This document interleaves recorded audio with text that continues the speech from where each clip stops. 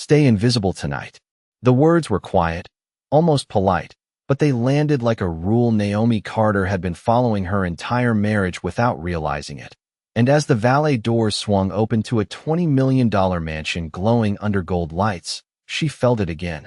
That familiar shrinking, like she was stepping out of her own life and into someone else's shadow. The marble floors reflecting women in silk gowns and diamonds that caught every chandelier beam, while Naomi adjusted the simple navy dress she had chosen.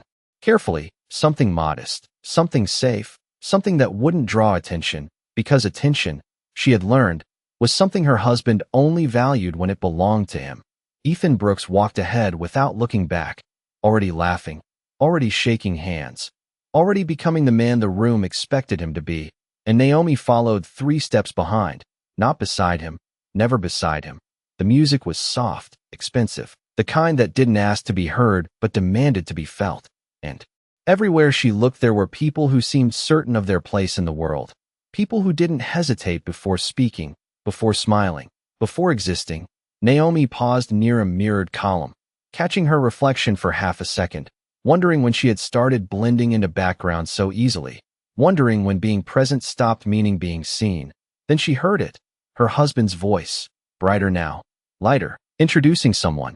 "You have to meet her," he said, and Naomi turned just enough to see the woman at his side, flawless, confident, dressed in red that refused to be ignored, the kind of presence Naomi used to have before life taught her to quiet it down. "Stay here," Ethan said over his shoulder without breaking stride, not even checking if she heard him. And just like that, Naomi was left standing near a service hallway while the party unfolded without her. Conversations rising, glasses clinking, laughter echoing across polished stone. She stepped back, instinctively, letting a group pass, then another, until she found herself near a side corridor where the lights were softer, dimmer, safer. This was where invisible people stood, where they waited, where they told themselves it was temporary, that it meant nothing, that it wasn't personal. Naomi folded her hands, pressing her thumb lightly against her palm, a habit she didn't remember learning, and exhaled slowly. Maybe this was easier, maybe it was better, not to be noticed. Maybe peace lived in the shadows. And then the music changed, subtle at first, like the room itself had taken a breath. Conversations dipped, heads turned, and a presence entered before the man did. The kind of presence that didn't need volume to command attention. Alexander Hale stepped inside, measured, calm, the air shifting around him in a way Naomi couldn't explain but felt immediately. She didn't move. She didn't intend to. But something about the silence drew her eyes forward, and for a moment, just a moment, everything else blurred. He wasn't looking at the crowd. He wasn't acknowledging the people already moving toward him. Instead, his gaze moved past them, through them, steady, searching, and then it stopped. On her, Naomi felt it before she understood it. That strange stillness, like time had paused to watch what would happen next. She glanced behind her, thinking there must be someone else, someone important, someone worthy of that kind of attention. But there was no one, just the quiet hallway, the soft light, and her reflection faintly visible in the glass beside her. When she looked back, he was still there, still looking. And then he took a step forward, not toward the center of the party, not toward the investors or the executives waiting to greet him, but toward the one place no one important was supposed to be, toward her. And when he finally spoke, his voice wasn't loud, but it carried in a way that made the room listen anyway. "There you are." Naomi did not breathe, not because she could not, but because something in the way he said it made the air feel heavier, like it mattered whether she moved or stayed exactly where she was. And for the first time that night, the noise of the party seemed distant, like it had stepped back to watch instead of interrupt. Alexander Hale stopped just a few feet away from her, close enough that she could see the precise calm in his expression, the kind that did not come from arrogance, but from certainty, and it unsettled her more than anything else, because no one had ever looked at her like that in this room. Not like she belonged, not like she had been expected. Naomi glanced again behind her, just to be sure, because it would have made more sense if he had been speaking to someone else, someone important, someone visible, but there was still no one there. Just her, standing in a place she had been told not to exist. "I think you have the wrong person," she said quietly, her voice steady but low. The way she had learned to speak in rooms where her presence was already considered too much. Alexander's expression did not change. If anything, it sharpened, not with judgment, but with recognition, like he had just confirmed something he already knew. "No," he said, just as calmly. "I do not make that mistake." The words did not rise, they did not push, but they settled, firm and deliberate, and Naomi felt a flicker of something unfamiliar, something that did not fit inside the version of herself she had been carrying for years. A server passed between them with a tray of champagne flutes, hesitating for half a second, as if unsure whether to interrupt. And in that brief moment, Naomi noticed something else. People were starting to look. Not openly, not yet, but subtly, conversations slowing, eyes shifting, the ripple beginning. Because when a man like Alexander Hale stopped walking toward power and instead chose a quiet corner, it meant something had changed. Naomi became aware of the distance between them shrinking, not physically, but socially, like the invisible line that had separated her from this world was being erased without her permission. "You should not be back here," she said, more to restore balance than to challenge him, because this space made sense. This space had rules she understood, but he did not step back. He did not redirect. Instead, he tilted his head slightly, studying her with a focus that felt almost personal. "And yet," he replied, "this is exactly where I was supposed to find you." Naomi felt her pulse shift, not faster, but deeper, like something inside her was waking up after being quiet for too long. She wanted to dismiss it, to return to the safety of being unnoticed, but the room was no longer letting her. The shift had already begun. Across the marble floor, Ethan Brooks laughed again, louder this time, still unaware, still playing his role perfectly. But then someone near him leaned in, whispered something, and Naomi watched as his expression changed, just slightly, just enough to break the rhythm. He turned, scanning the room, following the direction of attention like everyone else was starting to do. And then his eyes found them, found her, and for the first time that night, he stopped moving. Completely. Naomi saw it clearly, the confusion first, then the disbelief, because the one place she was supposed to stay hidden had just become the center of everything. Alexander did not look away. He did not acknowledge Ethan, not yet. His focus remained exactly where it had been from the beginning, on Naomi. "Tell me something," he said, his voice softer now, but somehow more powerful because of it. "Did he ever tell you what you signed?" The question did not make sense, not immediately, but it landed with weight, like it carried a truth she had not been allowed to see. Naomi felt her fingers tighten slightly at her sides, a memory brushing against the edge of her thoughts, something about papers, about signatures, about trust given too easily. And for the first time, the silence around her was no longer empty, it was waiting. Naomi did not answer right away because the question did not feel like a question. It felt like a door being opened to something she had agreed to forget. And for a moment the music returned, the clinking glasses, the quiet laughter, all of it pressing in as if the world was trying to continue without noticing that something irreversible had just been set in motion. She swallowed slowly, her voice measured, careful. "I signed a lot of things," she said, because that was true, because over the years Ethan had placed papers in front of her with that same easy smile, that same reassuring tone, telling her it was routine, telling her it was nothing important, telling her to trust him. And she had. Alexander's gaze did not leave her face, not even for a second. "Yes," he said, almost gently. "That is exactly the problem."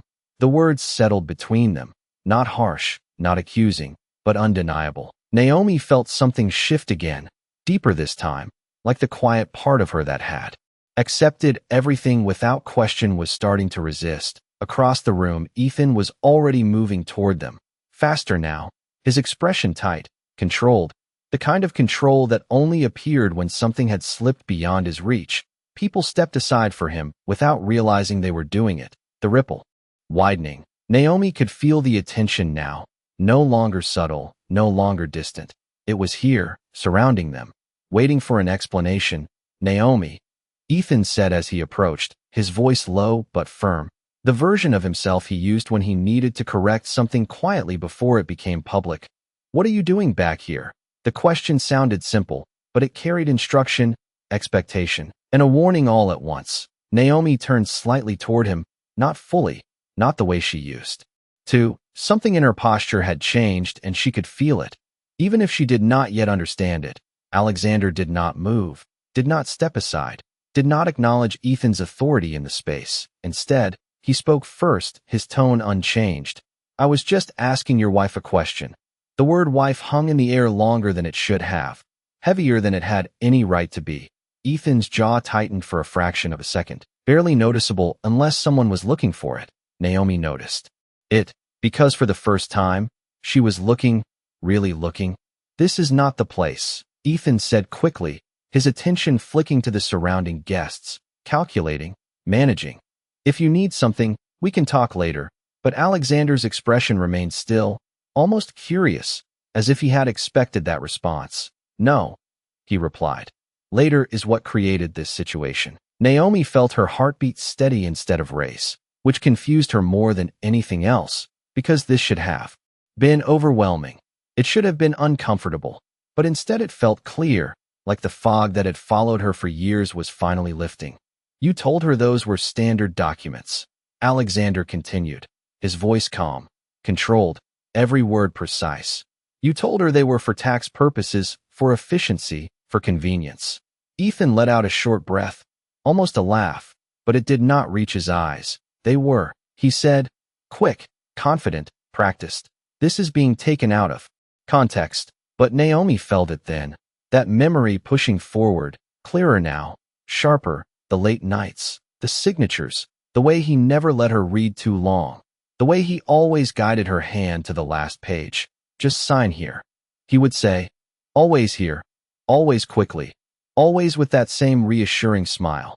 And suddenly, standing in that room, under those lights, with everyone watching, Naomi realized something she had never allowed herself to consider before. She had never actually known what she was signing.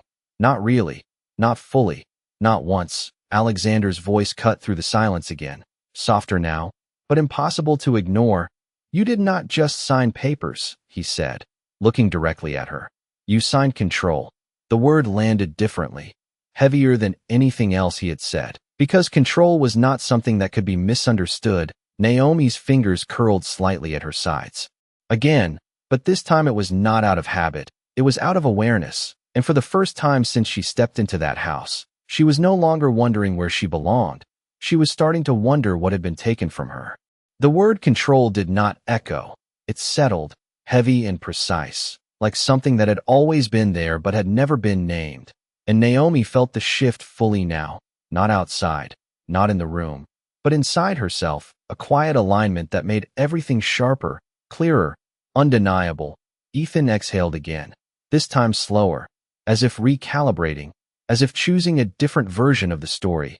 This is unnecessary, he said, his tone smoothing out, the practiced confidence returning. You are making it sound like something it is not. And he turned slightly toward Naomi, not fully facing her, just enough to reclaim familiarity. You know how these things work? Contracts, structures. It is complicated. I handled it for us. The word us lingered, but it felt different now. Thinner, like it no longer carried the weight it used to. Naomi looked at him, really looked, and for the first time she noticed what was missing. Not emotion, not concern, but acknowledgement. He was not speaking to her, not truly. He was speaking around her, shaping the narrative in a way that kept her exactly where she had always been, outside of the truth.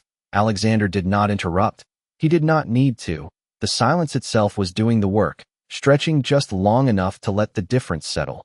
Then explain it, Naomi said, her voice steady, not raised, not shaken, but different, and the difference was enough to draw more attention. Conversations nearby faded further, the room adjusting again. Because something was happening that people could not yet define, but could not ignore either.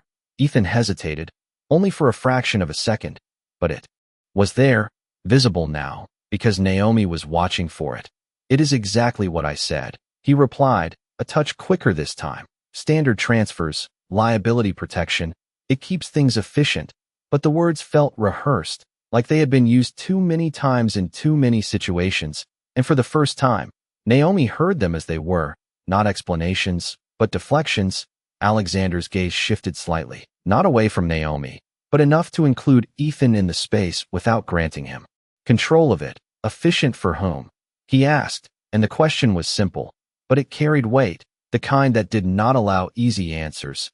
Ethan's jaw tightened again, more noticeably now, the controls slipping just enough to be seen. For the business, he said. For stability. But the room was no longer accepting surface answers, not with the way this conversation had positioned itself at the center of everything. Naomi felt the memory return again, stronger now. A document, thick, unfamiliar language, a moment where she had paused, where she had almost asked a question, and the way Ethan had smiled, reassuring, dismissive, guiding her forward before doubt could take shape. You trust me, right? He had said, and she had nodded, because at the time, trust had felt like love, and love had felt like certainty. But standing here now, with the weight of everything shifting around her, Naomi understood something else entirely. Trust had also been a shortcut, a way to avoid seeing what was right in front of her. Alexander spoke again, his voice quieter, but somehow more present than anything else in the room. The ownership structure changed 18 months ago, he said, looking directly at Naomi. The majority stake, the controlling interest, it did not stay where you thought it did. The words landed carefully, not rushed, not forced, allowing their meaning to unfold in real time. Naomi felt her breath catch, not sharply, but deeply, as the pieces began to align in a way she could not ignore anymore. What does that mean? She asked, and this time there was no hesitation, no softness, just clarity, and Alexander answered without delay. It means, he said, you do not actually know what belongs to you. And in the silence that followed, Naomi realized that the question she had been asking her entire life was no longer where do I belong? It was, what has been hidden from me all along? Naomi did not look away this time, not from Alexander, not from Ethan, not from the truth that was no longer hiding behind polite words and soft explanations. The room felt different now, not louder, not quieter, but focused, like every person in it had unconsciously leaned closer to a moment they did not fully understand, but could not ignore. Ethan stepped forward slightly, closing the distance in a way that used to feel protective but now felt controlled, measured, strategic. This is getting out of hand, he said, his voice low, contained, but there was an edge beneath it now, something sharper, something that had not been there before. We can discuss this privately, he added, and the word privately carried a familiar weight, the same weight Naomi had followed for years, the same space where questions softened and answers disappeared. But something inside her did not move this time. Something stayed still, grounded, present. No, Naomi said, and the word was quiet, but it did not bend. It did not ask permission. It simply existed, and that alone shifted everything again. Ethan paused, not long, but long enough for the room to notice, long enough for the balance to tilt.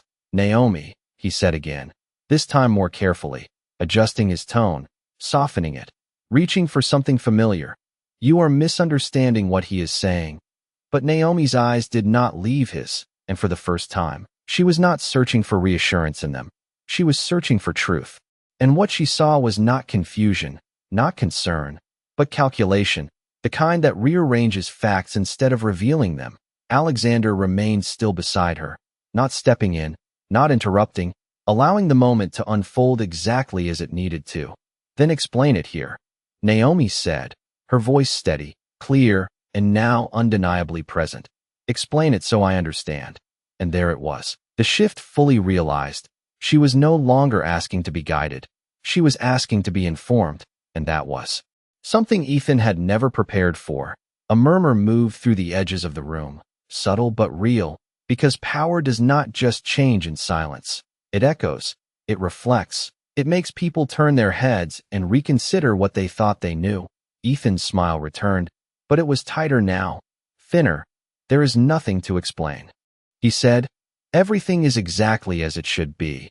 But the certainty in his voice no longer carried authority. It sounded rehearsed, repeated too many times to remain convincing. Naomi felt the memory return again, not as a blur this time, but as a sequence, clear and undeniable.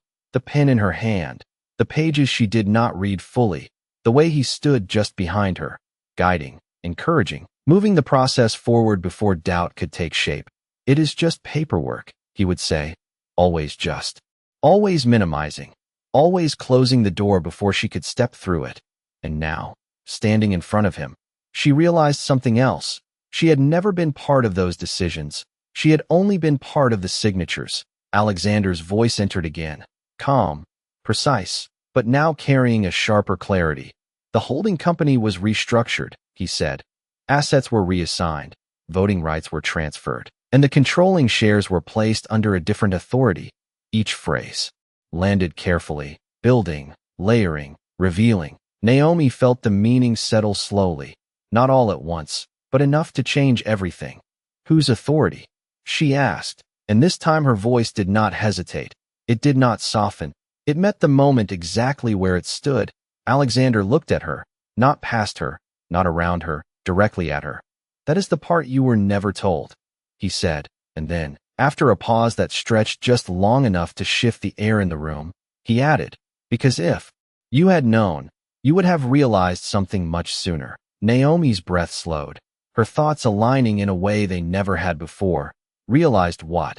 She asked, and for the first time since this conversation began, Alexander's expression changed, not dramatically, not visibly to most, but enough to signal that the next truth would not just explain the past, it would redefine it. That you were never meant to be hidden, he said. You were meant to be in control. The words did not explode, they settled, but the impact was immediate, like a shift in gravity that no one in the room could ignore. Naomi felt it first in her chest, not as panic, not as fear, but as clarity, sharp and undeniable, the kind that does not ask for permission before it changes everything. Ethan let out a quiet breath, but this time it was not controlled, not measured. It was tight, contained in a way that suggested something was slipping beyond his reach. That is not accurate, he said quickly, stepping in just enough to reclaim space, to interrupt the direction of the moment. You are misrepresenting the structure. But the confidence in his voice no longer carried the same weight. It sounded like an explanation that had worked before, not one that would hold now. Naomi turned her head slightly toward him, not fully, just enough to acknowledge his presence, but not enough to return to it. Then corrected, she said, her voice steady, grounded, and for the first time, there was no softness in it, no hesitation, just expectation. The room responded to that shift in a way no one could control. Silence deepened. Conversation stopped entirely now, because something irreversible was happening in real time. Something that could not be undone once it was understood. Ethan hesitated again, longer this time, long enough for it to be seen, long enough for it to matter. The shares were placed where they needed to be, he said, choosing his words carefully, to protect the company. But Naomi felt it immediately. The same pattern, the same deflection, the same avoidance wrapped in logic. And for the first time, she did not accept it. She did not translate it into reassurance. She heard it for what it was, an answer that avoided the truth. Alexander's voice entered again, calm, controlled, but now carrying a finality that had not been there before. The controlling interest was never transferred away from her, he said, and the sentence was simple, but it changed everything. Naomi felt her breath slow again, deeper now, as if her body was adjusting to a reality it had always known but never fully claimed. It was placed in a structure that required her authorization, he continued. Authorization she never gave, because she was never informed. Each word landed precisely, building a foundation that could not be dismissed or redirected. Ethan's expression tightened, not dramatically, but enough for Naomi to see it clearly. The calculation, the adjustment, the realization that the narrative was no longer his to control. That is not how it works, Ethan said, but the words came out thinner now, less certain, because certainty requires alignment, and nothing in this moment was aligning in his favor anymore. Naomi felt the final piece move into place, not as a sudden revelation, but as a quiet certainty. The documents, the signatures, the trust, all of it had been real, but not in the way she had believed, so nothing changed, she said slowly, her voice calm, deliberate. It was always mine. And for the first time, the statement did not feel like a question, it felt like truth. Alexander looked at her, And there was something different in his expression now. Not surprise, not confirmation, but recognition. Like he had been waiting for her to arrive at that exact understanding. Yes, he said, simply. And that one word carried more weight than everything that had come before it, because it did not explain, it confirmed. The room reacted before anyone spoke. A shift, subtle but undeniable. The kind that moves through people without permission. Ethan stepped back half an inch. Barely noticeable, but Naomi saw it. Because she was no longer looking away, she was no longer standing behind him. She was standing in front of the truth. And for the first time, she understood something that changed not just the room, not just the night, but everything that would come after it. She had never been the one who did not belong here. She had been the one who owned it all along. The realization did not rush her. It settled into Naomi's posture, into the way her shoulders lifted slightly, into the way her gaze no longer searched for permission before it moved. And the room felt it immediately, not as a loud reaction, but as a quiet recalibration, like everyone present was adjusting to a truth they had not been prepared to witness. Ethan noticed it too, and this time he did not try to hide it. The shift in his expression was small but undeniable, a tightening, a pause, a calculation that came too late. Naomi, he said again, but the name sounded different now, less like control, more like a reach, like he was trying to pull her back into a role that no longer fit. We should not do this here, he added, softer, careful, but the words no longer carried authority. They sounded like a request, and Naomi felt it clearly, the difference between being told and being asked, and for the first time, she chose not to respond to it at all. She did not move toward him. She did not step back. She simply stood where she was, exactly where she had been placed, except now the space belonged to her.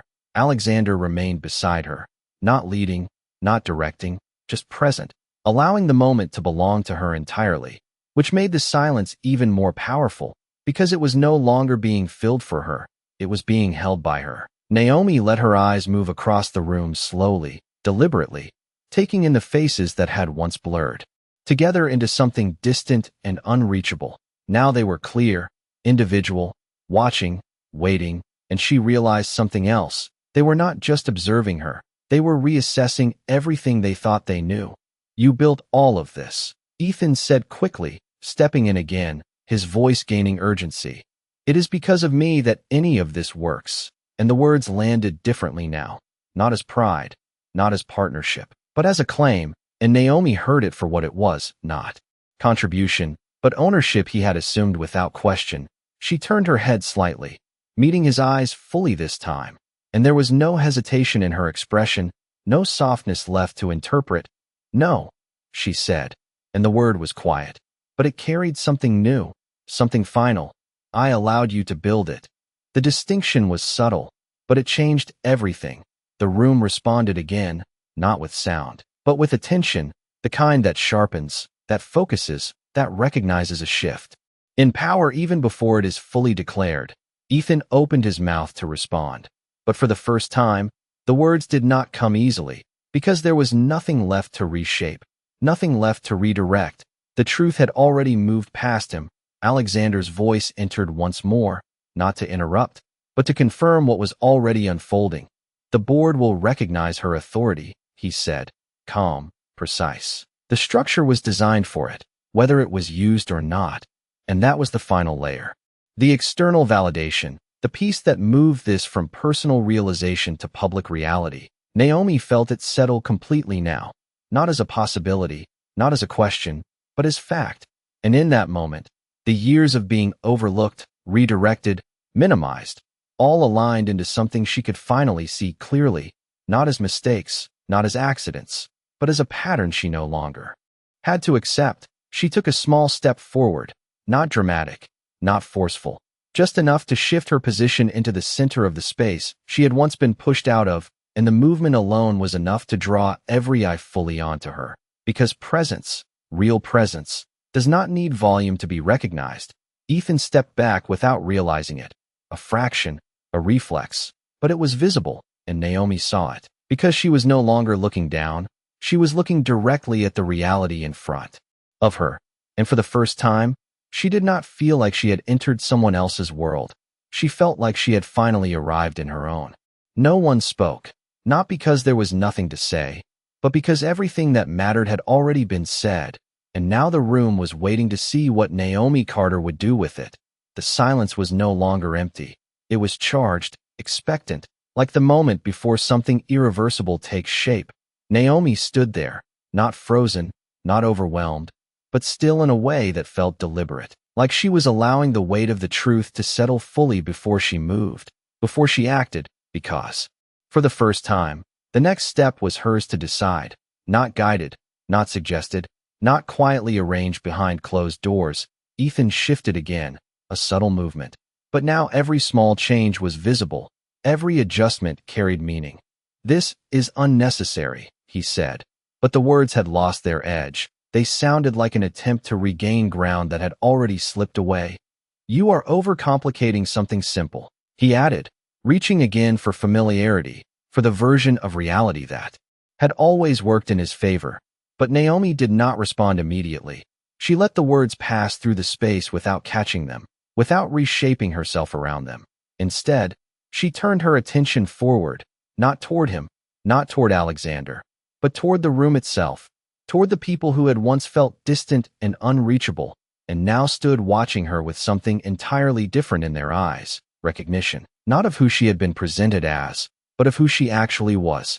And that realization moved through her slowly, grounding her, aligning her, until the hesitation that used to define her no longer had anywhere to exist. "You asked me to stay invisible," she said finally, her voice calm, steady, but carrying across the room without effort, and the words landed with precision, not as an accusation, but as a fact, something undeniable, something witnessed. Ethan's expression tightened again, because he understood what was happening now, not just the shift in power, but the shift in narrative, the moment where the story stopped belonging to him and started being told by someone else. Naomi took a small breath, not to steady herself, but to mark the transition, the line between who she had been in this room and who she was now. "But you never told me why," she continued, and the question was simple, but it carried everything: the years, the silence, the choices made without her, the identity shaped around absence instead of truth. Ethan opened his mouth to respond, but this time, there was no immediate answer, no smooth explanation ready to replace the question, because some questions do not leave space for deflection once they are asked clearly enough. Alexander remained silent beside her, not intervening, not guiding, because this moment no longer required his voice. It required hers, and Naomi understood that now, fully, completely. She let the silence stretch just long enough for the room to feel it, for the absence of an answer to become the answer itself. And then she did something no one expected, not dramatic, not loud, but decisive. She stepped forward again, not toward Ethan, not toward Alexander, but toward the center of the room, into the light that had once felt out of reach, and the movement alone shifted everything. Because presence, true presence, does not need to announce itself. It only needs to be claimed. The crowd adjusted instinctively, making space without being asked, because something in her posture, in her stillness, in the quiet certainty she carried now, made it impossible not to. Naomi stopped just short of the center, turned slightly, and for the first time, she did not look for where she should stand. She stood exactly where she chose to be, and in that moment, the room was no longer watching a woman who had been hidden. It was witnessing someone who had just made herself impossible to ignore. The room did not return to normal. It could not, because something had already been redefined in front of everyone.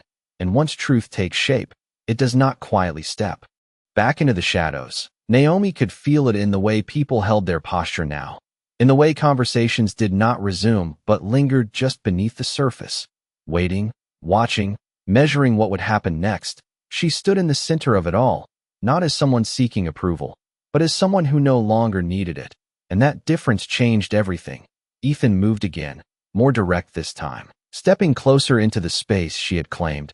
"You are making a mistake," he said, his voice low, controlled, but now carrying something else beneath it: urgency, not for her, but for himself. "You do not understand how this works." The words were familiar, almost identical to the ones he had used before, but now they sounded different, smaller, like echoes of something that had already lost its power. Naomi turned her head slowly, meeting his gaze without hesitation, and for the first time, there was no search in her eyes, no need to interpret or translate, only recognition. No, she said quietly. I understand exactly how it worked. The past tense settled between them, subtle but final, and Ethan felt it, his expression tightening just enough to reveal the shift he could no longer control. Then you understand that this is not the place to question it. He replied quickly, trying again to redirect, to contain, to move the conversation back into the space where he could shape it. But Naomi did not follow. She did not step back into that pattern. She held her position, both physically and in every other way that mattered. This is exactly the place, she said, and her voice carried further this time. Not louder, but clearer, because clarity does not need volume to be heard. A quiet ripple moved through the room again. People adjusting, repositioning, not because they were told to, but because something in the air demanded it. Alexander remained still, but his presence had already done its part. The introduction, the recognition, the confirmation, now the moment belonged entirely to Naomi, and she understood that fully. She let her gaze move briefly across the room again, not searching, but acknowledging, because for the first time, she was not invisible to any of them. And then she returned her focus to Ethan. You asked me to trust you, she continued, her voice even, controlled. And I did. The words were not emotional, not accusatory, but factual, grounded, and that made them impossible to dismiss.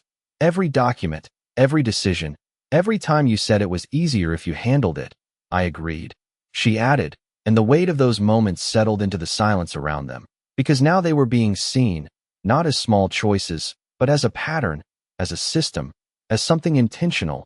Ethan shook his head slightly, a reflex more than a strategy. You are twisting this, he said, but there was less certainty now, less control, because the structure he had relied on was no longer holding. Naomi did not react to the denial. She did not argue it.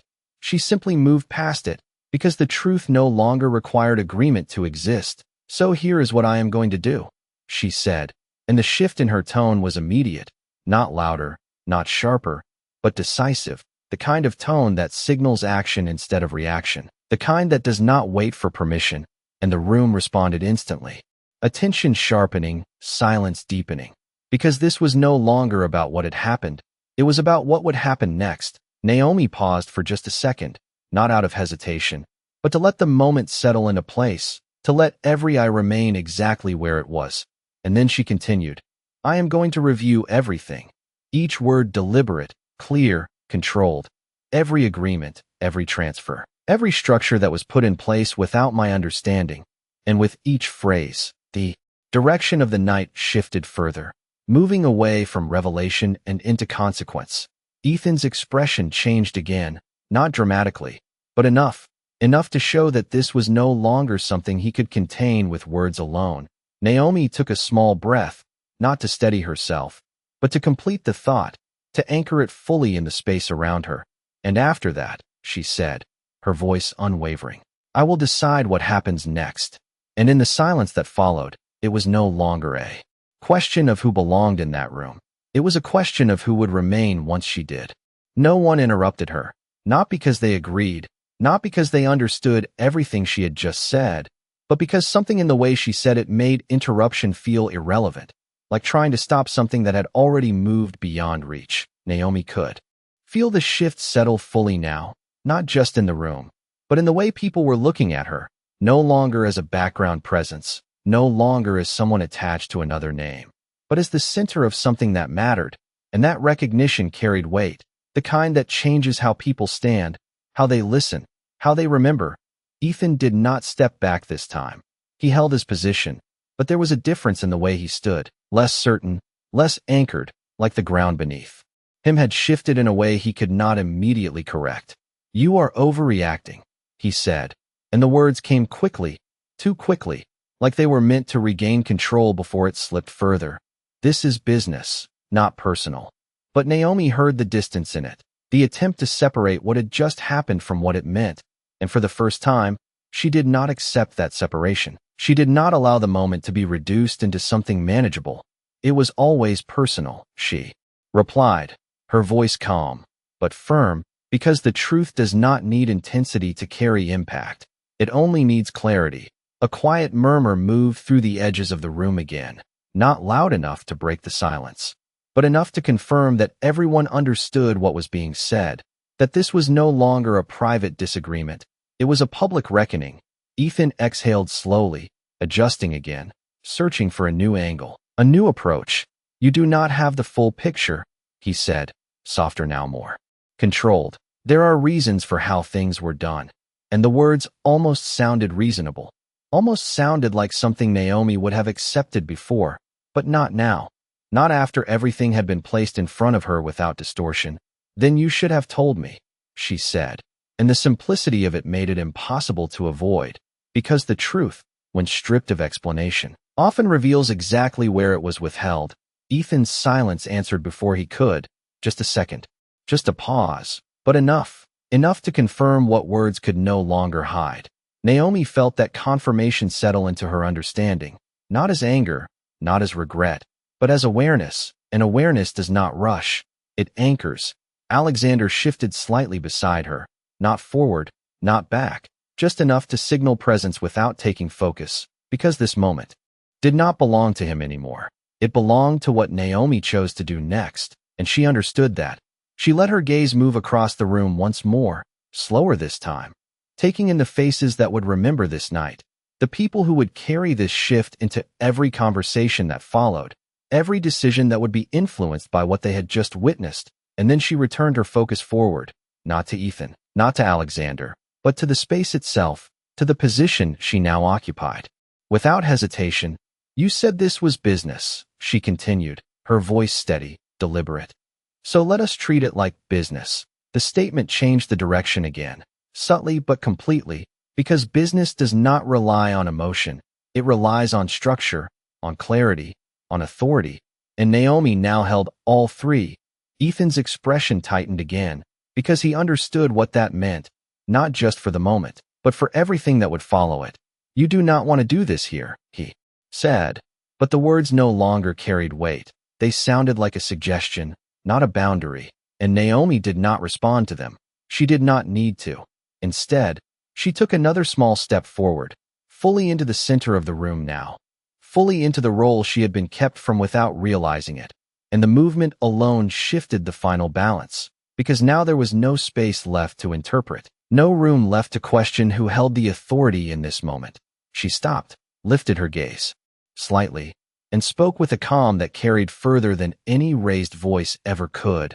"Effective immediately," she said, and the words alone were enough to still the room completely, to draw every ounce of attention into the space she occupied. "Nothing moves without my review." And in that moment, it was no longer a conversation, it was a decision, one that did not ask for agreement, one that did not require approval, one that simply existed, and the room, every person in it, understood exactly what that meant.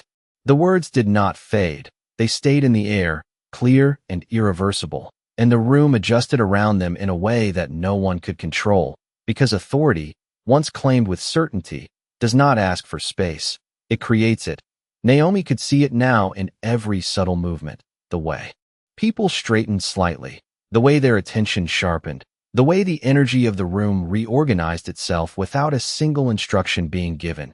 Ethan remained where he was, but something had shifted in the way he occupied that space. Not smaller, not weaker, but no longer dominant, no longer the center. Everything moved around. "You cannot just decide that," he said, and for the first time, the statement sounded less like a fact and more like a question he did not want answered. Naomi turned her head slightly, just enough to acknowledge him, but not enough to return control to him.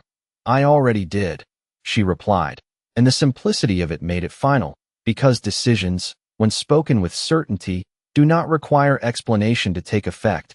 A quiet movement near the edge of the room drew attention for a moment. A man in a dark suit stepping forward carefully. Someone who had been watching closely from the beginning. Someone who understood structure, authority, consequence. "Ms. Carter," he said respectfully, his tone measured but unmistakably aligned. "If you require access to the full documentation, it can be arranged immediately."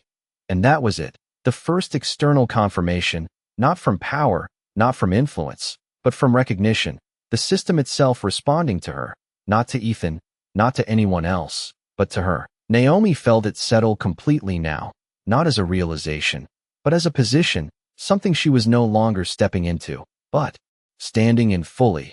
Arrange it, she said, and her voice did not rise, did not shift. It remained exactly as it had been, steady, controlled, unquestionable. The man nodded without hesitation, already turning, already moving, because authority, when clear, does not need to be reinforced. It is followed. Ethan watched the exchange, and for the first time, there was no immediate response, no quick correction, no attempt to redirect, just a brief pause, a recalculation that came too late to change the direction of the moment. "This is not how things are done," he said finally. But even as he spoke, the words felt disconnected from the reality unfolding around him. Naomi did not answer him, not immediately, because she understood something now that she had never fully grasped before. Not every statement requires a response, especially when the reality has already moved past it. Instead, she let her gaze return to the room, to the people who had witnessed the shift from beginning to end. And in that moment, she realized something else. This was no longer just about what had been hidden from her. It was about what she would choose to reveal moving forward. Alexander stepped slightly closer, not to take focus, but to stand in alignment, his presence now different, no longer the catalyst, but the confirmation of what had already been set in motion. "It will be recognized," he said quietly, just enough for her to hear, and Naomi did not look at him when he spoke. She did not need to, because the recognition had already begun. She could feel it in the way the room held itself, in the way no one interrupted, no one questioned, no one challenged what had just been established. She took a slow breath, not to steady herself, but to mark the moment, the point where everything before this no longer defined what came next. And then she spoke again, not louder, not sharper, but with a clarity that carried through every corner of the room.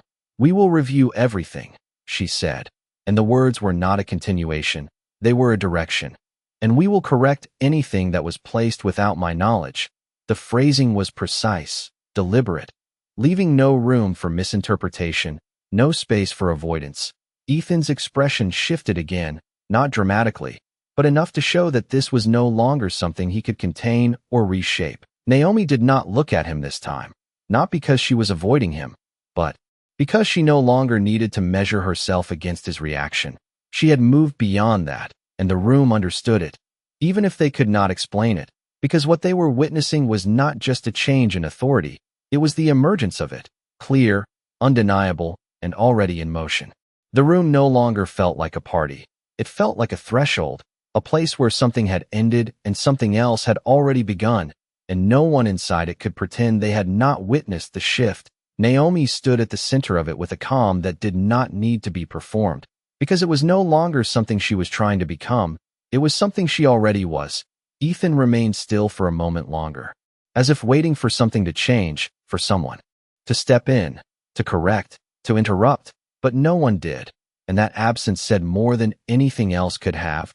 "You are making this bigger than it needs to be," he said finally, his voice quieter now, less certain, as if he was trying to bring the moment back down to a size he could manage.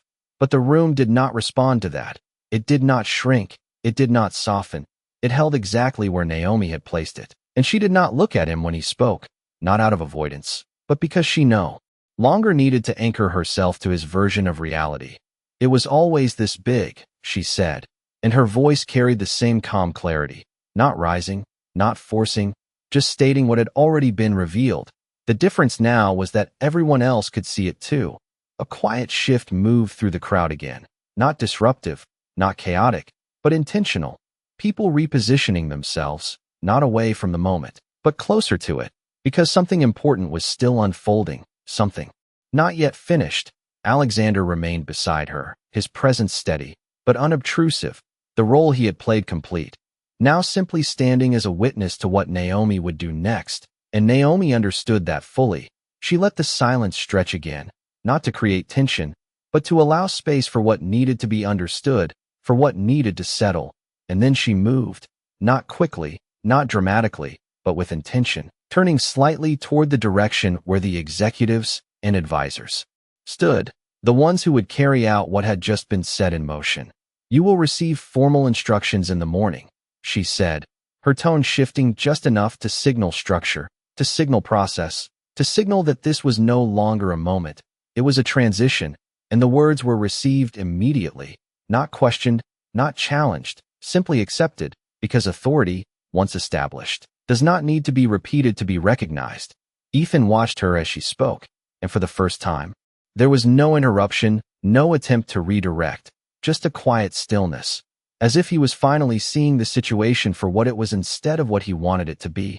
Naomi turned her gaze back to him then, not sharply, not emotionally, but clearly, directly, and in that moment, there was no distance left between them, not physical, not social, just the truth standing plainly where it had always been.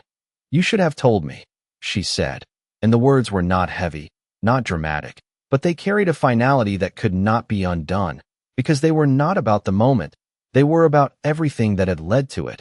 Ethan did not answer, not because he could not, but because there was nothing left to say that would change what had already been seen.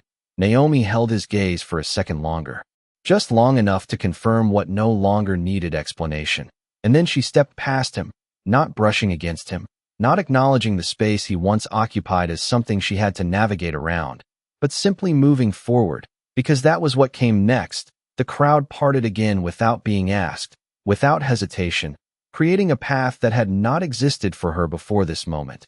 And as she walked, there was no rush, no urgency, just a steady movement that matched the certainty she now carried. The lights reflected differently now, not because they had changed, but because she was no longer standing in the shadows they cast, and behind her, the room remained still, not frozen, but aware, because everyone present understood that what they had just witnessed was not a confrontation, not a scene, but a turning point, the kind that does not announce itself loudly, but leaves nothing the same after it passes. The doors did not close behind Naomi. They remained open, but the sound of the room faded anyway, not because the music stopped or the conversations ended, but because none of it held the same weight anymore. She stepped into the quiet of the hallway with the same steady pace, the same measured breath, and for the first time in a long time, there was no pressure to adjust herself to fit the space around her. The marble beneath her heels felt different, not softer, not harder, just real, like something she was finally standing on instead of passing through. Behind her, the room continued, but it was no longer the center of anything that mattered. It was just a place where something had happened, something that would be talked about, remembered, analyzed, but no longer controlled. Naomi paused for a moment, not out of uncertainty, but to let the silence settle fully, to let the absence of noise become something she could hear clearly. And in that stillness, she realized something she had not allowed herself to consider before. Nothing had changed overnight. The contracts, the structure, the ownership, all of it had been there, intact, waiting. The only thing that had changed was her awareness of it, and that awareness carried more weight than anything else in the room she had just left, because it could not be taken, it could not be rewritten, it could not be hidden again. Footsteps approached behind her, calm, unhurried, and she did not turn immediately, because she already knew who it was. Alexander stopped a few feet away, not close enough to intrude, not distant enough to disappear, just present, the way he had been from the moment he found her. "You handled that well," he said, his voice low, even, but there was no praise in it, no judgment, just acknowledgement. Naomi exhaled softly, not a sigh, not relief, just a release of something she had been holding for longer than she realized. "I should have asked questions sooner," she replied, and the words were not regret, not self-blame, just clarity, the kind that comes when something finally makes sense. Alexander did not respond immediately, and in that pause, there was understanding, not correction, not contradiction, just space. "You were not meant to see it that way," he said after a moment, and the statement did not excuse anything. It simply explained the structure she had been placed inside. Naomi nodded slightly, not because she agreed completely, but because she understood enough, and understanding was what mattered now. She looked down briefly at her hands, remembering the signatures, the pages, the moments that had felt small at the time, but had carried consequences she was only now beginning to grasp. And then she looked up again, not at Alexander, but forward, toward whatever came next. Because for the first time, the future did not feel like something she was stepping into blindly. It felt like something she would shape deliberately. "This is just the beginning," she said quietly, and the words were not dramatic, not heavy, just true. Alexander gave a small nod, not in agreement, but in recognition, because beginnings do not need to be announced. They reveal themselves in moments like this. Naomi took another step forward, continuing down the hallway. Not rushing, not hesitating, just moving, and the distance between her and the room behind her grew without effort, because she was no longer tied to it, not by expectation, not by perception, not by anything that had once defined her place within it. And as she walked, there was no need to look back, not because the past did not matter, but because it no longer had the power to decide what came next. The lights ahead were softer, quieter, but they did not feel like shadows. They felt like space, like possibility, like something waiting to be claimed, and Naomi moved toward it with a calm certainty that did not need to be explained, because some things do not announce themselves when they change. They simply do, and the world adjusts around them whether it is ready or not.